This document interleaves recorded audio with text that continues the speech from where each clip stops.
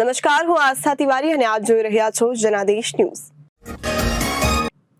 નજર કરીએ આજના મુખ્ય સમાચારો પર। શરૂઆત સુરતથી કરીએ તો સુરતની જો વાત કરીએ તો ખાખીની પાછળ છુપાયેલ માનવતાભર્યું અભિયાન સામે આવ્યું છે।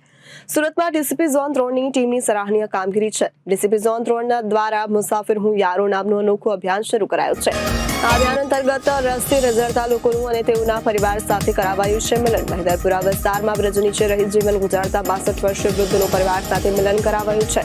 25 વર્ષ અગાઉ સાંગલીથી સુરત આવેલા વૃદ્ધની સારવાર કરાવી તેઓને કાઉન્સેલિંગ પોલીસે કર્યું છે। વૃદ્ધ પાસેથી મહિલાની જાણી તેમને પરિવારનો સંપર્ક કરાવી પરિવાર સાથે મિલન કરાવાયું હતું। આપ લોગ જાણો છો તેમ સુરત શહેરમાં ઝોન 3ની ટીમ દ્વારા એક અભિયાન અમે સ્ટાર્ટ કર્યું હતું જેનું નામ રાખેલું હતું મુસાફિર હું યારો। જેમાં જે અમારા વિસ્તાર જે ઝોન 3 વિસ્તારમાં રેલવે સ્ટેશન અને બસ સ્ટેશન આવેલું છે તો અહીંયા રસ્તે રઝળતા ઘણા બધા માણસો ધ્યાનમાં આવતા હોય છે। તો પોલીસ પોતાની જે રૂટીન ડ્યુટી છે એની સાથે સાથે આવા જ્યારે કોઈ વ્યક્તિઓ અમને મળી આવે તો એમને અમે પોલીસ સ્ટેશનમાં લઈ આવીને એને જે મેડિકલ ટ્રીટમેન્ટની જરૂર હોય તો એ તેમને નવડાવી દોડાવી એમના કપડાને એમને જમવાની વ્યવસ્થા કરી આપતા હોય છે। અને એ કર્યા પછી અમે એમની ફેમિલી બેકગ્રાઉન્ડ ને બધી વિગતો મેળવતા હોય છે। એને પાછળનો અમારો આશ્રય એટલો જ હોય છે કે ભાઈ એમના ફેમિલીથી જો એ વિખૂટા પડી ગયા હોય તો એ લોકોનું અમે મિલન કરાવી શકીએ। તો આ જ અભિયાનમાં અત્યાર સુધી અમે 10 કરતા વધારે આવા અલગ અલગ વ્યક્તિઓ જેની અંદર 2 મહિલાઓનો પણ સમાવેશ થાય છે એમને એમના ફેમિલીને અમે પરત કરેલા છે। પરંતુ આજે એક કિસ્સો એવો બનેલો છે જેની અંદર મોહમ્મદ ઇલ્હમ મુલ્લા જેમની ઉંમર 62 વર્ષ છે અને અમને માહિતી મળેલી હતી કે બ્રિજની નીચે ઘણા વખતથી એમણે રસ્તે રખડે છે અને એમની તબિયત પણ ખરાબ છે। લાકડીના સહારે ચાલતા હતા તો અમારી પોલીસની ટીમ એમને 1 વીક પહેલા પોલીસ સ્ટેશન લઈ આવી હતી અને એમને સારવાર કરાવી એમને નવડાવી દોડાવીને સ્વચ્છ કપડાં પહેરાવ્યા અને એમનું કાઉન્સેલિંગ કરતા જાણવામાં આવેલું કે આજથી 25 વર્ષ પહેલા તેઓ સાંગલીથી સુરત આવેલા હતા અને 25 વર્ષથી અહીંયા સુરત ખાતે એ આવી રીતે રસ્તા ઉપર પોતાનું જીવન ગુજારતા હતા। ખાલી અમારી પાસે એ સાંગલીના છે એટલી જ માહિતી હતી પરંતુ એના આધારે અમારી સુરતની ટીમ અમે કામે લગાડી હતી અને રેલવે બસ સ્ટેશનની અંદર જે સાંગલીની બસો લઈને આવતા ડ્રાઈવર્સ હતા એનો અમે કોન્ટેક્ટ કરેલો હતો અને એમને આમના ફોટોગ્રાફ્સ અને એમની વિગત આપી એમને અમે રિક્વેસ્ટ કરી હતી કે ભાઈ આપ તમે સાંગલી જાઓ ત્યારે આની થોડી શોધખોળ કરજો અને નસીબ એટલું સારું હતું કે સાંગલીથી એમના એક સનની મોબાઈલ નંબર અમને મળી ગયો હતો જેની સાથે કોમ્યુનિકેશન એસ્ટાબ્લિશ કરી એમના ફોટોગ્રાફ્સ ને બધું મોકલતા એ લોકોએ કન્ફર્મ કર્યું હતું કે હા એ અમારા ફાધર જ છે અને એમનો ફેમિલીનો કોન્ટેક્ટ થતા આજે એમનો દીકરો જે કર્ણાટક રહે છે તો કર્ણાટકથી એમનો એક દીકરો આજે એમને લેવા માટે આવેલો છે અને આજે 25 વર્ષ પછી ફાધર અને પુત્રનું મિલન કરેલું છે અને બધા અત્યારે ખુશ થઈને એમના પોતાના પરિવારનું મિલન કરી પોતાના પરિવાર પાસે મોહમ્મદ ઇલ્હીમ જશે। એટલે પોલીસનો અમે ખૂબ જ અમે આજ આનંદિત છીએ કે ભાઈ આજે એક પરિવારને અમે મિલન કરાવી શક્યા। Thank you. કેટલા દિવસ લાગ્યા અને કેટલી ટીમો કામે લાગી? આપ જાણો છો અત્યારે ગણપતિનો પણ બંદોબસ્ત ચાલુ છે પરંતુ આની સાથે સાથે આ કાર્ય પણ અમે કરતા રહીએ છીએ અને 1 વીકની અંદર અમે એના પરિવારને શોધવામાં સફળતા મેળવી હતી અને એક વીકની અંદર એનું પુનર્મિલન અમે કરાવી શક્યા છીએ। Thank you. સુરતમાં ગોપાલ ઇટાલિયાની પ્રેસ કોન્ફરન્સ યોજાઈ હતી જેમાં તેમણે જણાવ્યું હતું કે ગઈકાલે મને હેડ કોન્સ્ટેબલમાં મારી બઢતી થઈ છે। આ બાબતે મેં સોશિયલ મીડિયામાં પોસ્ટ કરી હતી ત્યારે આખા ગુજરાતમાં અનેક પોલીસ મિત્રો મારી સાથે જોડાયેલા છે। જે પોસ્ટ વાયરલ થયા બાદ અનેક લોકોએ મને અભિનંદન પાઠવ્યા છે ત્યારે મારી પોસ્ટ બાદ અમદાવાદ પોલીસ દ્વારા જે પ્રેસ નોટ બહાર પડાઈ છે તે પાયા વિહોણી છે। પોલીસે મને કહ્યું છે કે સિનિયોરિટીનું લિસ્ટ છે અને આ તમામ ખાતાકીય તપાસ ચાલે છે કે કેમ તે તપાસ માટે યાદી બનાવાઈ છે પણ હું કહું છું કે મારું નામ નોકરી છોડ્યા પછી શા માટે આવું અને હું પોલીસમાં જ છું। ઘણા લોકોએ મને વેદના વ્યક્ત કરતા કહ્યું કે 8 પાસ ગૃહમંત્રી રાજ્યના ગ્રેજ્યુએટ લોકો કઈ રીતે કામ કરી શકે છે ત્યારે અમદાવાદ પોલીસ અધિકારીઓ પત્ર વ્યવસ્થિત વાંચેલો નથી। ગોપાલને બઢતી આપવામાં આવે તે મહત્વની વાત નથી પણ જે તે સમયે હું એલઆર તરીકે કામ કરતો હતો 5 વર્ષના ફિક્સ પગાર તરીકે હું નોકરી કરતો હતો। હવે મારું નામ હેડ કોન્સ્ટેબલ નામમાં પ્રમોશન થયું છે। આ યાદીમાં અનેક ક્ષતિ છે અને ગંભીર બેદરકારીઓ પણ છે। એના ઉપર તો હું કંઈ કહી શકું નહીં પણ આ જે લોકોના નામ ડબલ જો એવા નામ છે કે કોન્સ્ટેબલના લિસ્ટમાં એ નામ છે ને હાલમાં એ ભાઈ પીએસઆઈ છે, કોન્સ્ટેબલના લિસ્ટમાં નામ હોય એ ભાઈ હાલમાં એએસઆઈ છે અને પ્રમોશનથી નથી થયા। એ તો નવી પરીક્ષા આપી, નવી પરીક્ષા પાસ થઈને નિમણૂક મળી છે, એટલે જૂની જગ્યાએ રાજીનામું જ આપવું પડે એને. કોન્સ્ટેબલમાંથી પીએસઆઈ બનો તો કોન્સ્ટેબલમાં રાજીનામું આપવું પડે ને પછી પીએસઆઈમાં જોઈન કરવું પડે. તો આ બે નામો ચાલે છે, તો એ મોટો પ્રશ્ન છે કે આ લોકોનો પગાર ઉધાર્યો હશે, કોઈએ લીધો હશે, નહીં લીધો હોય, એ તો મોટી તપાસનો વિષય છે. ગોપાલ ઇટાલિયા નહીં, કેટલાય નામો એવા છે. તો આ બધાનો પગાર કોઈ ખાઈ તો નથી ગયું ને? ના થયું હોય તો સારું, પણ થયું હોય તો એની તપાસ કોણ કરશે એ પણ મોટો પ્રશ્ન છે. 2012માં ગોપાલ ઇટાલિયા પોલીસ ખાતામાં જોડાયા માટે એમનું નામ આ એ લિસ્ટમાં છે.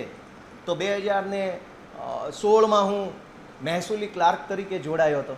તો શું હવે ક્લાર્કના પ્રમોશનની યાદીમાં મારું નામ રહેશે? શું હું નોકરી છોડી દીધા પછી દર 10 વર્ષે પ્રમોશનના લિસ્ટો બહાર પડશે, દર 10 વર્ષે મારા નામ લિસ્ટમાં રહેશે?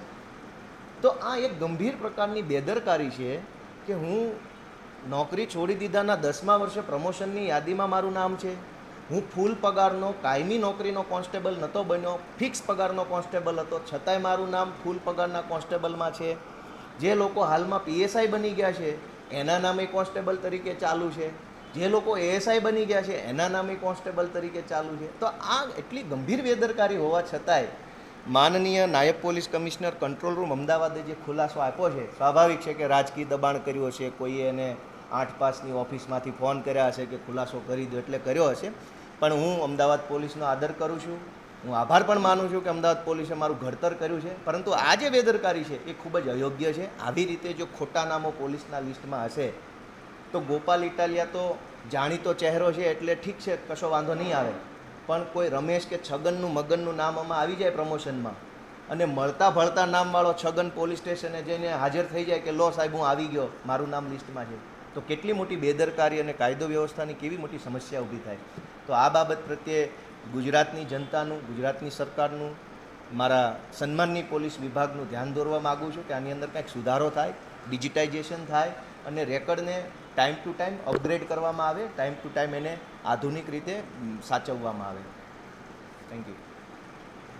ગોપાલ ઇટાલિયાને હેડ કોન્સ્ટેબલ તરીકે બઢતી આપવામાં આવેલ નથી. એના કરતાં પણ ગંભીર સવાલ એ છે કે ગોપાલ ઇટાલિયા રાજીનામું જ્યારે આપ્યું ત્યારે પોલીસ કોન્સ્ટેબલ એટલે કે પોલીસ લોકરક્ષક તરીકે ફરજ બજાવતા હતા. એટલે કે 5 વર્ષના ફિક્સ પગારના પ્રોબેશનમાં હું નોકરી કરતો હતો. જો હું 5 વર્ષની નોકરી પૂરી કરું તો 5 વર્ષના અંતે મને રેગ્યુલર પે સ્કેલ એટલે કે કાયમી નોકરી એટલે કે કોન્સ્ટેબલ તરીકેની મને ડ્યુટી સોંપવામાં આવે.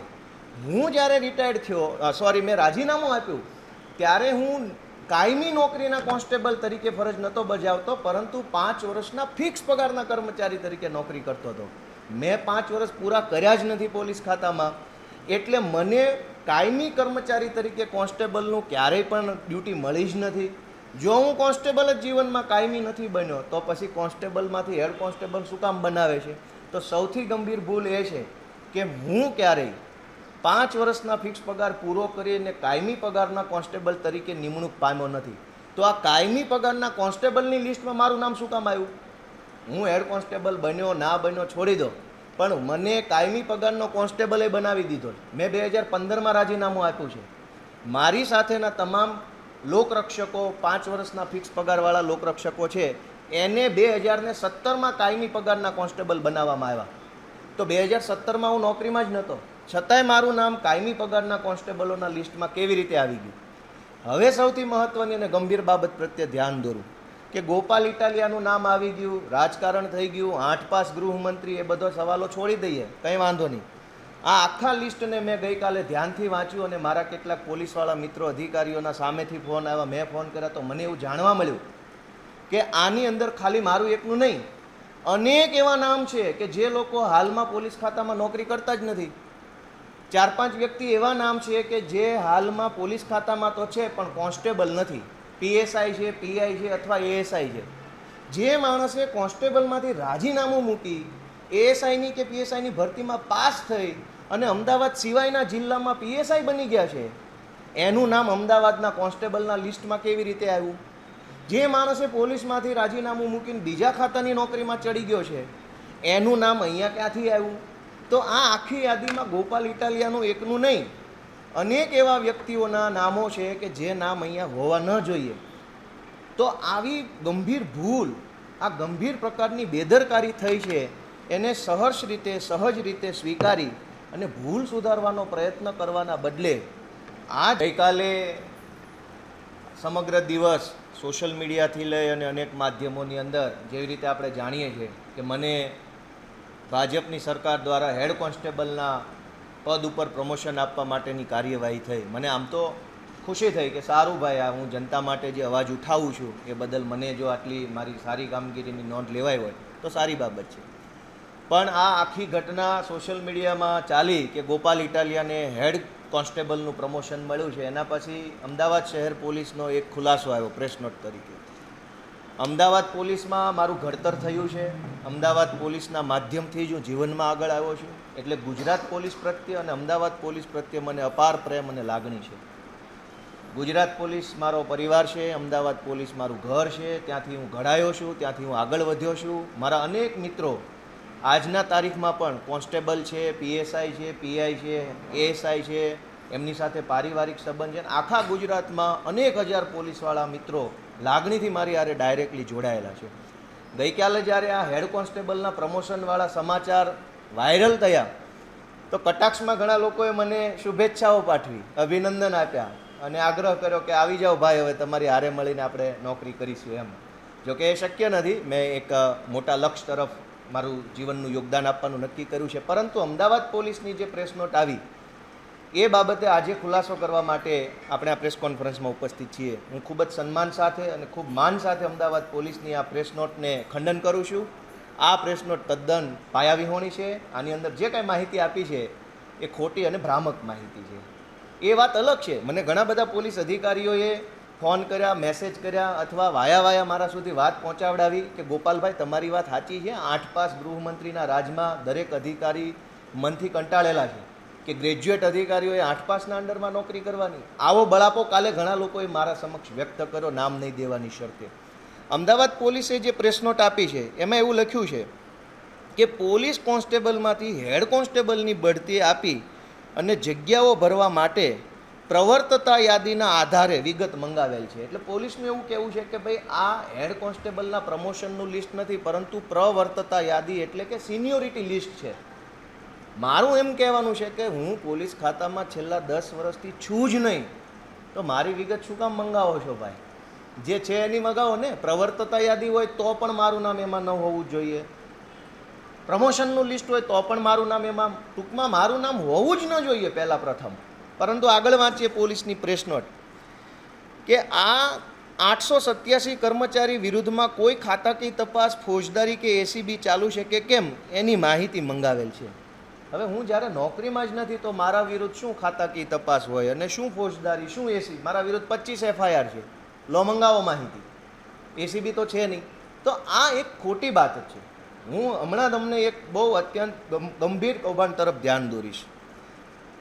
હવે એમાં એવું કહે છે કે શ્રી ગોપાલ ઇટાલિયા સને 2012માં પોલીસ ખાતામાં હાજર થયેલ હોય તેથી તેમનું નામ યાદીમાં છે, પરંતુ તેમના નામની સામે કોઈ પોલીસ સ્ટેશન દર્શાવવામાં આવેલ નથી. એટલે મારું નામ લખ્યું છે ત્યાં સામે ખાનું ખાલી છે એવો ખુલાસો કરે છે અમદાવાદ શહેર પોલીસ. મને જાણવા મળ્યું અમદાવાદ પોલીસ તરફથી કે એ આખા લિસ્ટમાં ખાલી ગોપાલ ઇટાલિયાના નામની સામે ખાનું ખાલી છે એવું નથી, અનેક નામની સામે ખાનું ખાલી છે. તો જેના નામની સામે ખાનું ખાલી છે એ ખાલી ખાનાનો અર્થ એવો થાય છે કે જે કોન્સ્ટેબલોએ સીસીસીનું સર્ટિફિકેટ જમા નથી કરાવ્યું એમના નામનું ખાનું ખાલી છે. કેમ કે કેટલાય એવા કોન્સ્ટેબલને હું ઓળખું છું જે ચાલુ નોકરીમાં છે છતાંય ખાનું ખાલી છે. તો એ ખાના ખાલીનો અર્થ એ નથી કે હું 12માં હાજર થયો છું પરંતુ મને પ્રમોશન નથી આપવાનું એટલે મારું નામની સામે ખાના ખાલીનો અર્થ એ છે કે જે કોન્સ્ટેબલોએ સીસીસીનું સર્ટિફિકેટ જમા નથી કરાવ્યું એ કોન્સ્ટેબલોનું ખાનું ખાલી રાખેલ છે, જેથી કરીને એને બઢતી આપતા પહેલાં સીસીસી જમા કરાવી દેવામાં આવે. ત્યાર પછી બહુ સુરતની સરથાણા પોલીસે જુગાર રમતી મહિલાઓને ઝડપી પાડી છે. ત્યારે રહેણાંક મકાનમાં જુગાર રમતી 6 મહિલાઓ ઝડપાઈ છે. કૃષ્ણાબેન મુહાની, નયનાબેન ડુબરિયા, શર્મિષ્ઠાબેન કાકડિયા, હંસાબેન ગજેરા, સોનલબેન રાદડિયા અને નયનાબેન ગૌસ્વામીની પોલીસે ધરપકડ કરી છે. તો પોલીસે 18,000નો મુદ્દામાલ પણ કબજે કર્યો છે.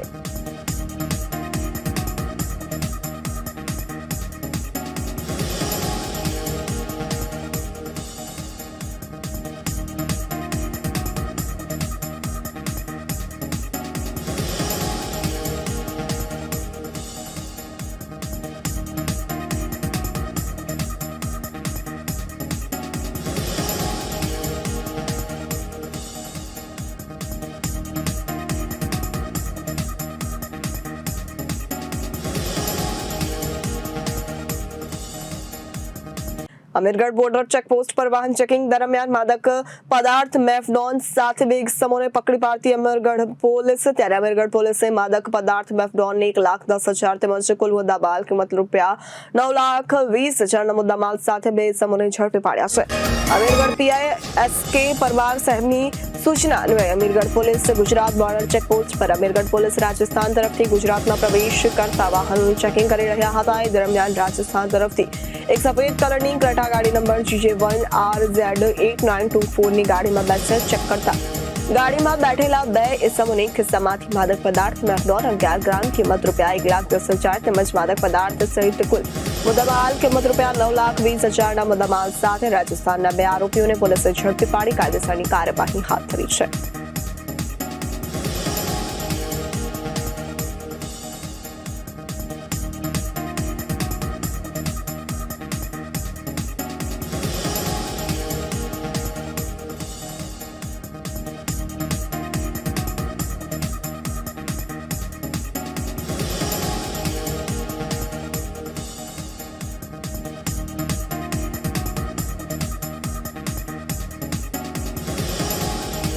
વરસાદી માહોલ વચ્ચે રાજકોટ જિલ્લાના ઉપલેટામાં ગ્રામ્ય પંથકમાં વિરામ બાદ મેઘરાજાનું ફરી આગમન થયું છે। ત્યારે ઉપલેટા પંથકમાં 2 દિવસથી ઉકળાટ જેવું વાતાવરણ જોવા મળી રહ્યું હતું।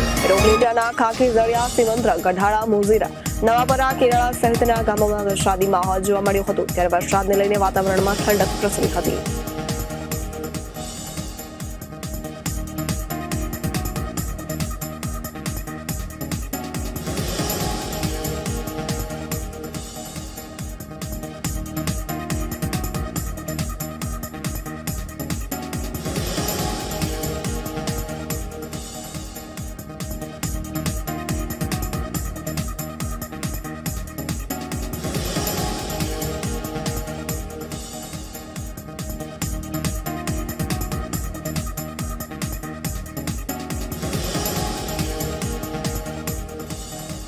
સ્ટીલની બનેલી છત્રપતિ શિવાજીની પ્રતિમા કોઈ પણ સંજોગોમાં પડવાની નથી। કેન્દ્રીય મંત્રી નીતિન ગડકરીએ શું કહ્યું તેને સાંભળો। उसमें स्टेनलेस स्टील का ही उपयोग करना चाहिए, क्योंकि मुझे मालूम है मैं जब मुंबई में 55 फ्लाईओवर बना रहा था तो एक व्यक्ति ने मुझे मूर्ख बनाया था। उसने एक पाउडर कोटिंग करके हरे रंग का लोहा दे के बोला ये रस्ट नहीं लगेगा, और मैं विश्वास रखा, लगा, रस्टिंग हुआ। तो अभी ऐसा है कि जहां 30 किलोमीटर समुद्र के बाजू में है वहां स्टेनलेस स्टील यूज किए बिना पर्याय नहीं है। अगर वो शिवाजी का पुतला अगर स्टेनलेस स्टील यूज होता तो 100% वो नहीं गिरता। आप मुंबई में देखो, कितना भी अच्छा काम करो, समुद्र के बाजू में जो बिल्डिंग है वो जल्दी उसमें रस्टिंग लग जाता है। तो इसलिए कहीं ना कहीं कौन से मटेरियल को यूज करना, कॉस्ट इफेक्टिव कौन सा है, और इसमें प्रीकास्ट का उपयोग और ज्यादा प्रमाण पर करना। और मुझे लगता है कि जहां हार्ड रॉक है वहां नेचुरली आपकी जो ड्रिलिंग बोरिंग मशीन्स होगी वो पावरफुल लगेगी, पर जहां मिट्टी है या कोई ज्यादा हार्डनेस नहीं है वहां हेवी मशीन की जरूरत नहीं है। तो क्या मशीन भी ऐसे 2 प्रकार की हो सकती है क्या, जो रॉक के लिए अलग हो और हिमालयन टेरिन के लिए जिसके लिए अलग हो?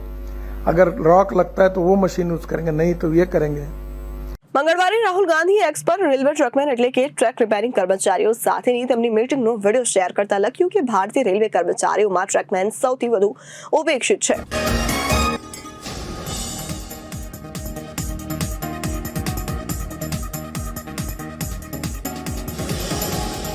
थोड़ा चल के देखें।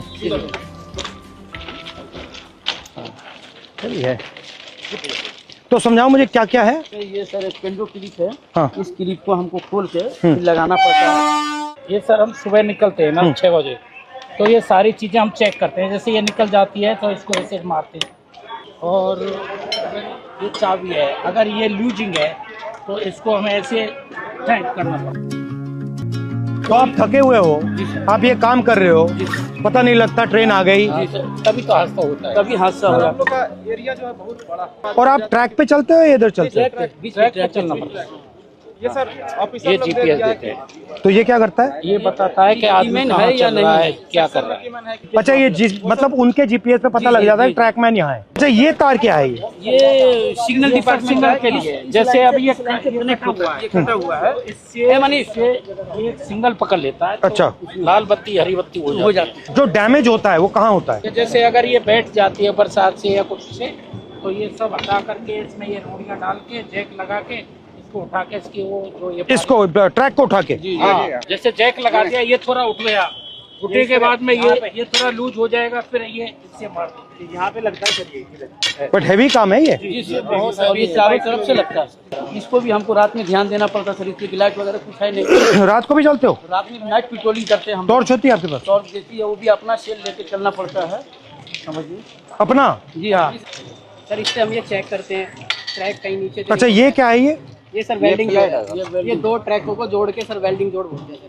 अच्छा, और इसके बीच में क्या है ये जो गैप है? ये ग्लूड है सर, ये मतलब आपस में इलेक्ट्रिसिटी को पास आउट नहीं होने। अच्छा।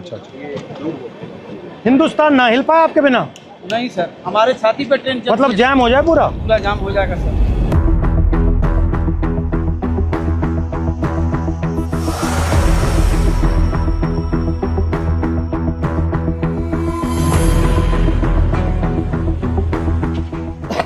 तो इसमें क्या क्या रखते हैं आप? इसमें सब ये सामान रहता है हमारा, जो पटरी पे काम करते हैं ना। ये कितने लोगों का स्टोर है? ये आप कितने हो यहाँ पे? ये 30 आदमियों का है। 2 यूनिट है सर। अच्छा। और दूसरी और आपके मतलब कपड़े शपड़े यहाँ सब रहते हैं या ये आपका सब काम करने का है? सब काम करने का है। और आप जो कपड़े पहन के आते हो उसी में जाते हो? जी। या आपकी यूनिफॉर्म आती है? हाँ, यूनिफॉर्म आती है सर, इसको हम कपड़े चेंज कर लेते हैं। ठीक है। ये तसले हैं जो मिट्टी गिट्टी डालने के लिए है, और ये पानी के पीने के लिए सर हम लोग खुद अपने से व्यवस्था किया है। रेलवे ने इसमें कुछ ये शेड वगैरह सारे हम ही लोग बनाए हैं, अपने कर्मचारी मिलकर। पानी भी आपको यहाँ से लेना पड़ता है? जी तो यहाँ से भर के आप ले जाते हो? जी हाँ, भर के ले जाते हैं।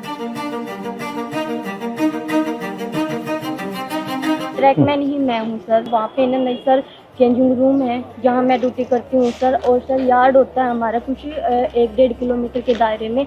वहाँ पे हमें लड़कियों को नहीं रखते, हमें ना बाहर लेके जाते हैं, यानी कि 5 या 6 किलोमीटर के दायरे में 5 आने का होता है, 5 जाने का होता है।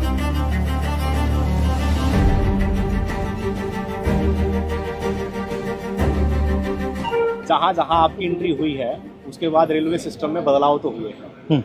तो ट्रैक मेंटेनर को भी काफ़ी उम्मीदें हैं, क्योंकि वो ट्रैक मेंटेनर जितना देश की सीमा पर जवान शहीद नहीं हो रहा है, उतने ट्रैक मेंटेनर हमारे पटरी पर सालाना रन ओवर। साल में कितने रन ओवर होते हैं? लगभग 550 को क्रॉस कर रहे हैं सर। 550? Yes sir. इतने कैसे हो जाते हैं सर? हमारा जो ड्यूटी है वो ब्लॉक सेक्शन में ज़्यादा रहता है, होम सिग्नल के अंदर नहीं होता। स्टेशन के दोनों साइड सिरों पर सिग्नल लगे होते हैं, जो लाइनों के बताते हैं कि इस दिशा से अगर ट्रेन आई तो सिग्नल ग्रीन हो रहा है। तो वो वहां तक उनका जो दूरी है वो मात्र 100 से 200 मीटर का दायरा है।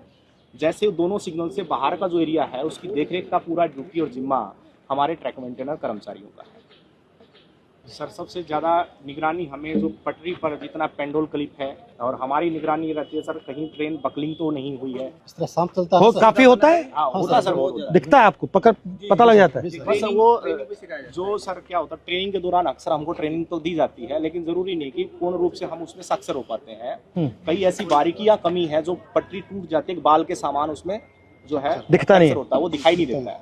तो उसकी निगरानी के लिए रेलवे ने अल्ट्रासोनिक फील्ड डिटेक्टर एक मशीन है जो कहीं पर भी फ्रैक्चर है उसको पकड़ने का काम करती है। हम तो केवल हमें सुबह निकाल दिया जाता है, जाइए आप पटरी पर गश्त लगा के आइए, देखिए कोई आवारा पशु तो नहीं घूम रहा है, कोई कैटल जो है रन ओवर तो नहीं हो गया है, कोई डेड बॉडी तो नहीं। तो कितना डिस्टेंस चलते हो आप? ये सर हर रोज का 16 किलोमीटर टोटल है सर आना जाना। मतलब 8 आगे 8 पीछे, और पैदल जाते हो? और आप की मैन हो और आप गैंगमैन। तो जब आपकी टीम जाती है कितने लोग जाते हैं? यूनिट होती है हमारी, हाँ। एक यूनिट में लगभग 30 लोग होते हैं। हाँ। और उनको सुबह काम बांट दिया जाता है कि आपको इसी लोकेशन पे ये इस तरह का जो भी फ्रैक्चर है या कुछ भी वहाँ पे काम है तो वो करना होता है। तो लगभग 12 घंटे की ड्यूटी अब फिलहाल चल रही है हमारी गर्मी में। जो लंच टाइम हमारे 3 घंटे का वो भी हमें साइड पे जहाँ पे जाते हैं वहीं पे ही बिताना पड़ता है, चाहे कितनी भी गर्मी हो या फिर कितनी भी धूप हो। और चोट लगती है? हाँ जी, सबसे कॉमन क्या चोट लगती है? जी जैसे पैर में बारी हम मारते हैं, जैसे उसमें स्लीपर के नीचे तो वो लग जाती है, हमारे पैरों में लग जाती है। जैसे मेरे पैर में गिरा था जी, देखो रेल पलटी तो रेल भी आ जाती है। मेरे पैर का अंगूठा बिल्कुल खराब हो गया है। इसका अंगूठा टूटा हुआ है। स्लीपर गिरा था जी मेरा, ये कब गया? स्लीपर लोड कर रहे थे ट्रैक्टर ट्रॉली में, तो उस टाइम ये मेरे इस पे गिर गया था। नीचे रेलवे लाइन बिछी हुई थी और ऊपर से स्लीपर गिर गया, बिल्कुल जीरो हो गया। 4 से 5 क्विंटल का वेट होता है सर उसमें। और आपको मतलब कोई स्पेशल जूता है?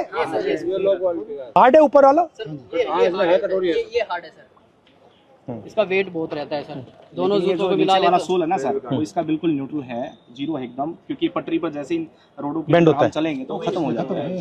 फर्स्ट टाइम पे जो हमें शूज दिए गए थे बहुत ही अच्छे क्वालिटी, मगर ये मुझे लग रहा है आप सब अपने जूते पहने हो, ये तो आप कोई पहना ही यही नहीं। वजह से इसका कारण ये है। 1 महीना 2 महीना मुश्किल करते हैं भारी भी है काफी।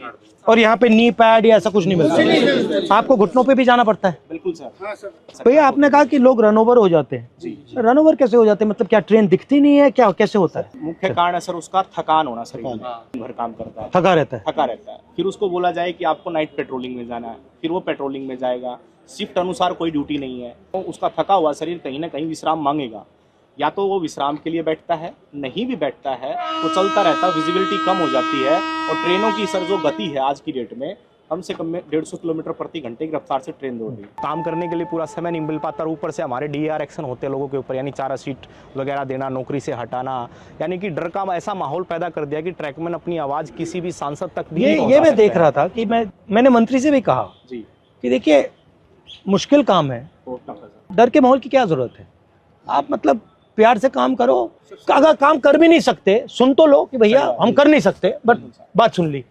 ये डर से टेंशन आता है, फिर गलती होती है, फिर एक्सीडेंट होता है। अच्छा, सबसे पहले आप हो कितने इंडिया में, कितने हो? इंडिया में सर हमारा जो संख्या 3.5 लाख से ऊपर है। ठीक है।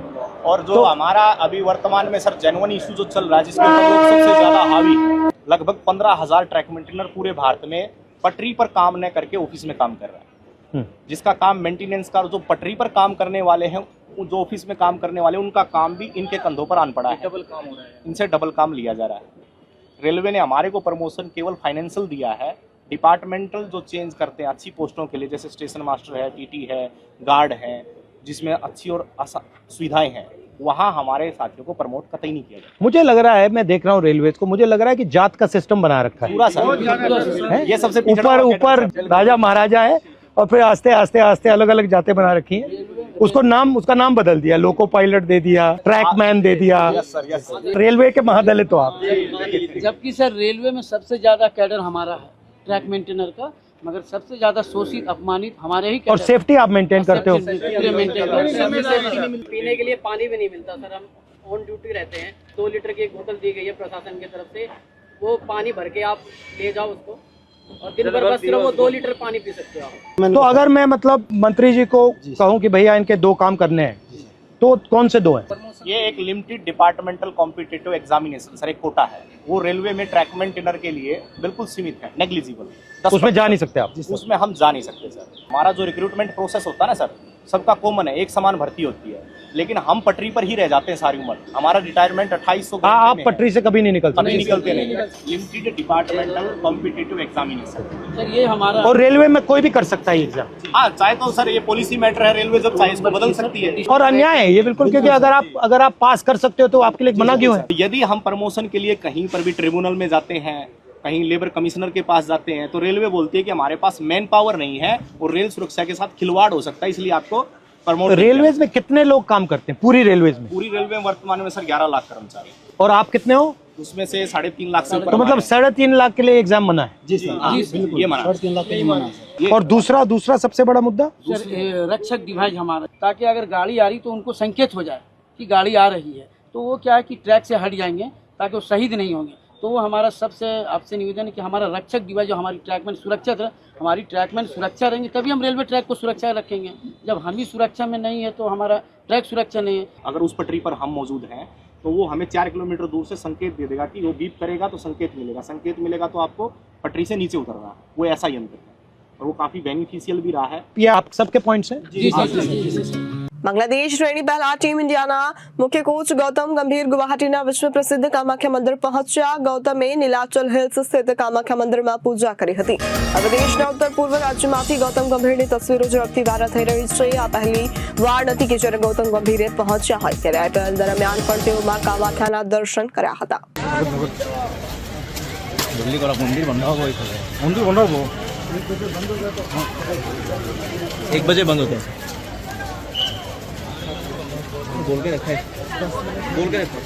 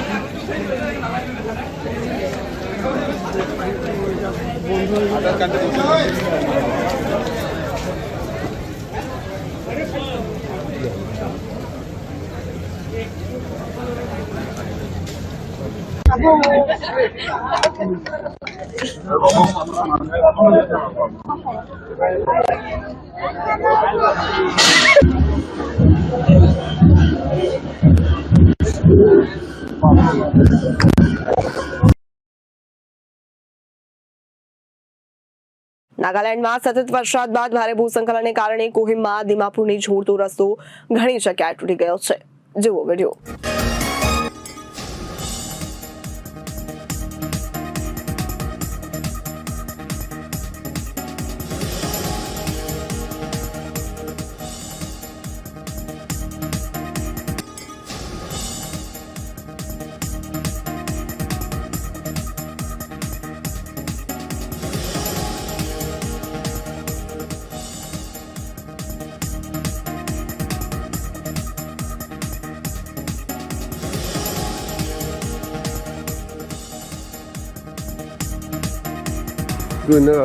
নদী ৰাস্তাটো ইনা হৈ যায়, এতিয়াতো ওলাবলৈ কথাই নাই হৈ যায়, ৰাস্তাটো পুৰা খতম হৈ যায়, পাক্কা বাকী ওলাবলৈ ৰাস্তাখন নাই হৈ যায়, এইটো ইনা হৈ যায়।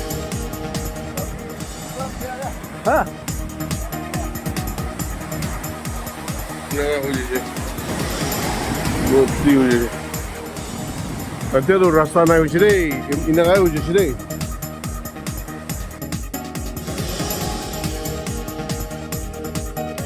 પંજાબના અમૃતસરમાં શ્રવણ મંદિરમાં શ્રી ગુરુ ગ્રંથ સાહિબનો પ્રકાશોત્સવ ઉજવવામાં આવી રહ્યો છે.